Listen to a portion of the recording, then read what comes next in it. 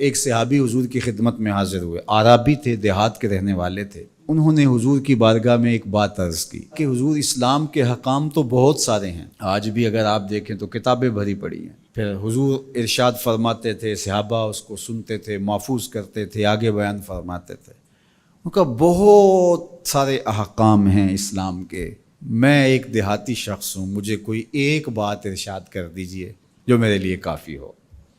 تو آقا کریم نے اس شخص کو ایک بات ارشاد کی، فرمایا کہ ان تموتا ولسانک رطب من ذکر اللہ، تو اس حالت میں فوت ہو کہ تیری زبان اللہ کے ذکر سے تر ہو۔ 100 باتوں کی ایک بات ارشاد فرما دی، ان تموتا ولسانک رطب من ذکر اللہ، تو اس حالت میں انتقال کرے کہ تیری زبان اللہ کے ذکر سے تر ہو۔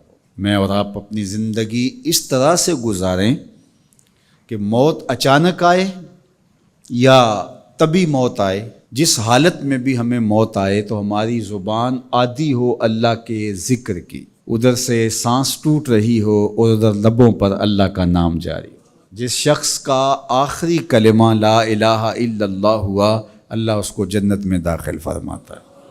اور کتنے خوش نصیب لوگ ہوتے ہیں کہ مرتے ہوئے جن کے لبوں پر اللہ کا باقاعدہ نام آتا ہے، اللہ کا ذکر ان کے لبوں کا وظیفہ ہوتا ہے۔ اور کچھ لوگ ان کو تلقین بھی کریں تو زبان پہ اللہ کا نام نہیں آ پاتا۔ اور ان میں سے ایک وہ شخص جو شراب کا عادی ہے یا کسی بھی نشہ آور چیز کو لیتا ہے، تو ایسے شخص کو مرتے ہوئے کلمہ نصیب نہیں ہوتا۔ جو اس کو دنیا کے اوپر سزائیں دی جاتی ہیں، ان سزاؤں میں سے ایک سزا یہ ہے کہ مرتے ہوئے اس کے لبوں پہ کلمہ نہیں آتا۔ اور علماء نے یہ بھی لکھا ہے کہ جو بے نماز ہے، نماز نہیں پڑھتا، مرتے ہوئے اس کے لبوں پہ بھی کلمہ جاری نہیں ہوتا۔ اللہ اکبر۔ تو ایک جامع بات ارشاد کر دی کہ ان تموتا ولسانک رطب من ذکر اللہ، تو اس حالت میں فوت ہو کہ تیری زبان اللہ کے ذکر سے تر ہو۔ قرآن مجید میں ہمیں اللہ تعالیٰ نے یہ بھی حکم دیا ہے کہ مجھے یاد کرو، اور یہ بھی حکم دیا ہے کہ مجھے فراموش نہ کرو۔ وَلَا تَكُونُوا كَالَّذِينَ نَسُوا اللَّهَ فَأَنسَاهُمْ أَنفُسَهُمْ أُولَٰئِكَ هُمُ الْفَاسِقُونَ، ان لوگوں کی طرح نہ ہو جانا جنہوں نے اللہ کو فراموش کر دیا، اللہ کو بھول گئے۔ جب کوئی خدا کو بھول گیا تو خدا پھر اس کو فراموش کر دیتا ہے، اور اس کی سزا کیا ہے کہ وہ خود فراموشی کا شکار ہو جاتا ہے، وہ اپنے آپ سے بھی آگاہ نہیں رہتا۔ تو ہمیں جو حکم دیا گیا وہ ہے اللہ کو یاد کرنے کا۔ تو یاد کرنے کا ایک مفہوم یہ ہے کہ اللہ جل شانہ کی اطاعت کی جائے، اس کی فرما برداری کی جائے، اس کے احکام پر عمل پیرا ہوا جائے، نہ یہ ہے کہ اس کے احکام کو فراموش کر دیا جائے۔ یقول اللہ تبارک و تعالی، اللہ جل شانہ خود ارشاد فرماتا ہے، یہ حدیث قدسی ہے، فیما یروی عن ربہ، جو حضور اپنے رب سے روایت کرتے ہیں۔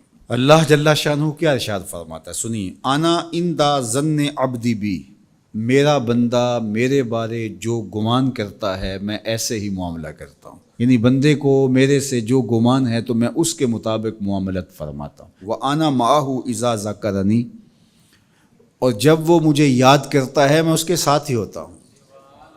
جب میرا بندہ مجھے یاد کرتا ہے تو میں اس کے ساتھ ہوتا ہوں۔